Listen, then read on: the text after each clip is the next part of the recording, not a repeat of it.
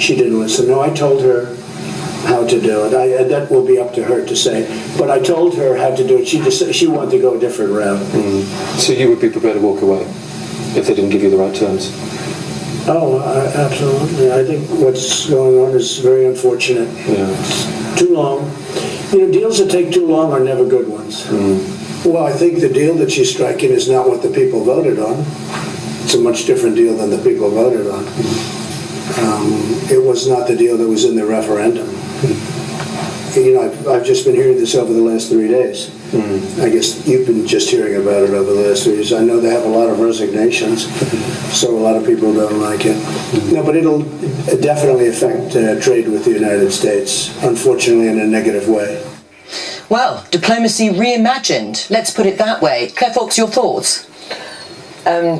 Yes, it's funny about the diplomacy point, isn't it? But one of the reasons why people like Donald Trump, it seems in America, for those that do, is he's a blunt instrument, says it is, as it were. And one of the things, I'm not particularly, it's not that I think what Donald Trump says matters in relation to the Brexit deal, but what, of course, he's said is what a lot of people dread, which is that actually this white paper represents not Brexit, and in fact we'll be dealing with the EU and not the UK.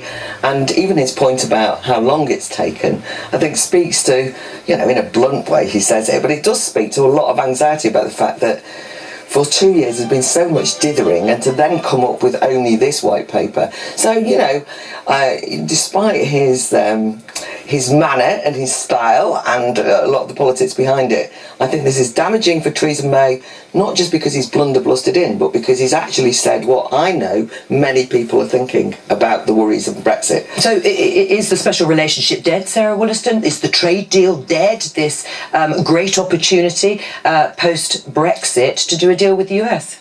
Well, I think what we're seeing is that actually Donald Trump, a trade deal with the US would be conducted entirely on his terms. And what he's basically saying is you would have to do as I want or I would walk away. Anyone who imagines that we would have something incredibly advantageous from this needs to actually get real about it. I mean, look at what he's already said about what he would expect about the price that the NHS pays for pharmaceuticals, what he has already said about the kind of deals he'd expect over farming. There's a lot of trade-offs here that we need to be very wary of, and I'm afraid that the nature of that interview with The Sun and some of the really awful rhetoric he uses, the dog whistle rhetoric around immigration, this is really unacceptable. But what did you think when you heard that interview, Kevin? I mean, what does it say to you about the state of relations between the UK and the US? I mean, this was done before he actually arrived at Blenheim Palace for that dinner with the red carpet rolled out. Meanwhile, he had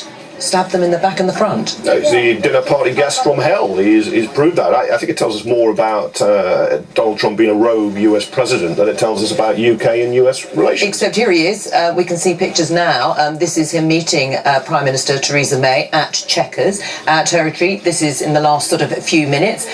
They seem to be dealing with each other in a fairly civil manner, but what can be, going on in her mind? Yeah. Well, I went to see the Trump balloon earlier, and I half expected to see Theresa May nipping out of Chequers and going to join the protesters, because I think Donald Trump, he might divide America, but he's uniting most of Britain against him.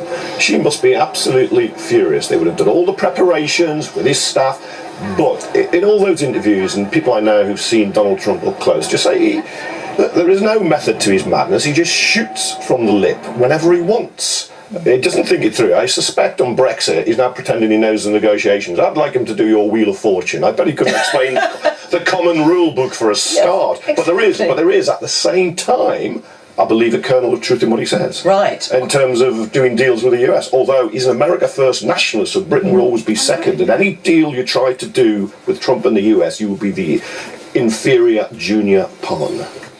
I think the problem is that, looking at the white paper, which I know he hasn't looked at, the problem about it is that it feels like a kind of technocratic tick box way of keeping Eurosceptics happy, rather than a kind of serious attempt at boldly going in and negotiating. So all I'm saying about Donald Trump, and we can all agree, and easy to get a kind of easy cheer by being anti-Donald Trump, kind of popular and all that. But do you think it was wise for him to conduct an interview like that? Of course not. I agree. But what I'm saying is this idea that people will kind of go against him. What I'm saying is there is a crisis in Britain that he's walked in on, and he's spoken what a number of people. I mean, he didn't take Donald Trump to come in and say, "I think this is a sellout deal," because a lot of Brexiteers were saying that. But this is because Brexit was sold on deceit and lies. A messianic, ideological Brexit was going to be so simple, easiest trade deal in history, said Liam Fox. I don't know whether we want to rerun the whole referendum. No, but that's why it appears technocratic. This is grappling with real-world, grim realities on people's jobs and livelihoods. Boris talks about the dream dying, but in fact what happened was that his fantasy dream has come up against the Brexit reality, and there are really clear realities and trade-offs here in terms of if you want to maintain, for example, safe supply of medicines and devices and all the other things, aviation safety, close links on nuclear arrangements, you have to have a deal that recognises But I think that it's nonetheless important to recognise that people did have a dream. For many years, people were told there is no alternative, we can't do much with this. But the dream's still in this white paper, according to the government. Yes, if that's a dream, it's a bloody nightmare. Well, it's 98 pages of dream. It's the dullest dream that anyone has ever been through. It's walk away Brexit that's the nightmare, and I think unfortunately during the referendum campaign we were kind of sold this fantasy of it being incredibly straightforward and easy. I never thought it was going to be easy. It was sold as easy. It was sold as being easy. I don't think it was easy, but I do think that what happens is when people actually, in all good faith, vote for something, they expect the ruling elite to go out and absolutely make it happen. And there's been too long of trying to stop it happening. They should blame Boris Johnson, Nigel Farage and Michael Gove. Now you've brought up Boris Johnson, who has resigned. Let's have a listen to what Donald Trump said about the former Foreign Secretary. Let me tell you, he's a very talented guy. I was very saddened to see that he was leaving government, and I hope he goes back in at some point, because I think he's a great representative for your country. I was very surprised and saddened that he was getting out of government, and you lost some other very good people. Well, I'm not pitting one against the other. I'm just saying I think he'd be a great prime minister. I think he's got what it takes, and I think he's got the right attitude to be a great prime minister.